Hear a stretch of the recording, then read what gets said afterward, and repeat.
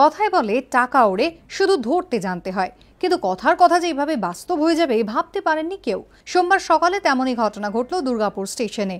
সবে স্টেশন ছেড়ে বেরিয়ে গিয়েছে ডাউন হাওড়া ইন্দোর শিপ্রা এক্সপ্রেস। ধোঁয়া বা ধুলো নয়, অদৃশ্য হয়ে যাওয়া ট্রেনের পিছনে উঠছে টাকা, কড়কড়ে 500 টাকার নোট। বাতাসে নোট উঠতে দেখা মাত্রই শুরু হুড়োহুড়ি, কাড়াকাড়ি। স্টেশনে টাকা উঠছে, খবর পেয়ে চলে আসে আরপিএফ। উদ্ধার হয় 52টি 500 টাকার নোট।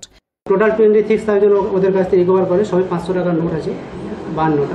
দেখে মনে হচ্ছে অরিজিনাল এসব। যেহেতু কেউ ক্লেম করেনি, আমরা এটা ওখানে অন দ্য স্পটে সিজ করে নিয়েছি। এটা আমরা এরপরে জিআরপিকে হ্যান্ড ওভার করে দেবো।